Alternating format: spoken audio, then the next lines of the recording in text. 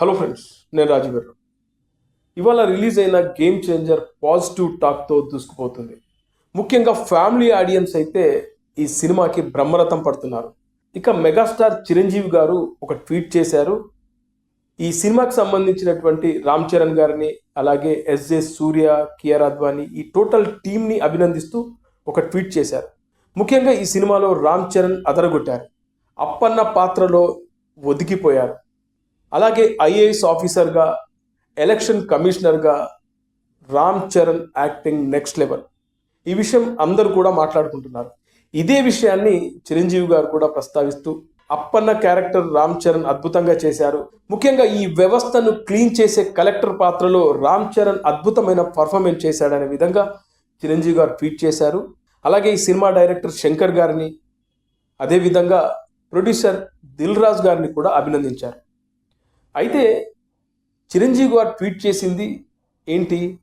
ఆయన ఈ సినిమాకి సంబంధించినటువంటి నటీనటులను, అలాగే దర్శక నిర్మాతలను అభినందిస్తూ ట్వీట్ చేశారు. కానీ కొన్ని మీడియా సంస్థలు గేమ్ చేంజర్పై కుట్ర జరుగుతుందనే విధంగా చిరంజీవి గారు ట్వీట్ చేశారనే విధంగా కొన్ని మీడియా సంస్థలు చాలా చండాలంగా, దరిద్రంగా కథనాలు వేస్తున్నారంటే వాళ్ళ విజ్ఞతకే వదిలేయాలి. ఎందుకంటే గత కొన్ని రోజుల నుంచి గేమ్ చేంజర్ రిలీజ్కు దగ్గర పడుతున్న కొద్దీ కొందరు పని గట్టుకొని గేమ్ చేంజర్పై నెగిటివ్ కథనాలు వేయడం, అలాగే ఈ సినిమా చూడకముందే రివ్యూలు చెప్పడం, ముఖ్యంగా ఇవాళ మార్నింగ్ నుంచి చూస్తే ఈ సినిమాపై నెగిటివ్గా రాయడం. కానీ పబ్లిక్ జై చరణ్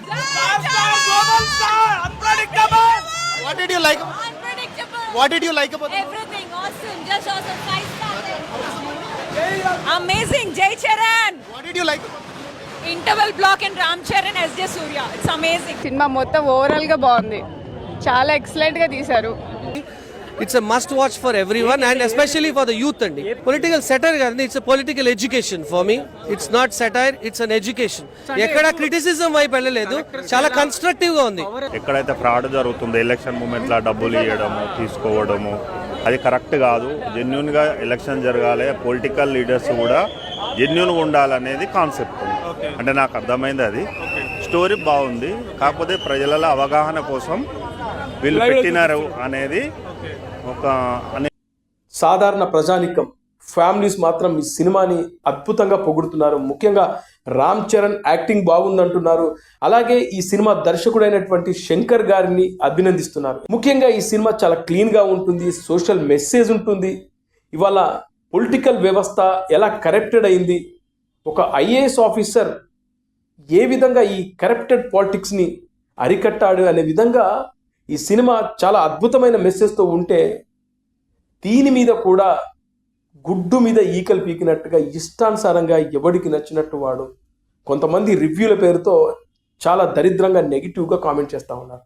కానీ పబ్లిక్కి ఇదంతా అర్థమవుతుంది. చాలామంది మాట్లాడుకుంటున్నారు, అదేంటి గేమ్ చేంజర్ సినిమా ఇంత బాగున్నా కూడా ఎందుకు ఇలా నెగిటివ్ కామెంట్ పెడుతున్నారనే విధంగా చాలామంది కామెంట్ చేస్తున్నారు.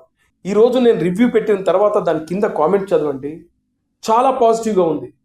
ప్రతి ఒక్కరు సినిమా బాగుంది, నెక్స్ట్ లెవెల్ సినిమా, శంకర్ గారు అద్భుతంగా తీశారు. మరీ ముఖ్యంగా రామ్ చరణ్ గారు అదరగొట్టేశారు, అద్భుతంగా పర్ఫామ్ చేశాడనేది చాలామంది మాట్లాడుకుంటా ఉంటే, కొంతమందికి ఎందుకో మరి మెగా ఫ్యామిలీ అంటే గిట్టకనా, లేదా మనందరికీ తెలిసిందే మొదటి నుంచి మెగా ఫ్యామిలీ నుంచి ఏ సినిమా వచ్చినా కూడా దానిపై దరిద్రమైన రివ్యూలు ఇస్తూ శునకానందం పొందే కొంతమంది చండాలమైన దరిద్రమైన సన్నాసులు ఈ పని చేస్తూ ఉన్నారు.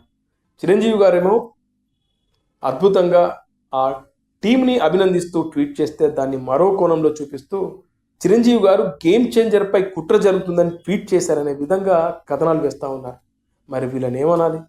వీళ్ళ విజ్ఞతకే వదిలేయాలా?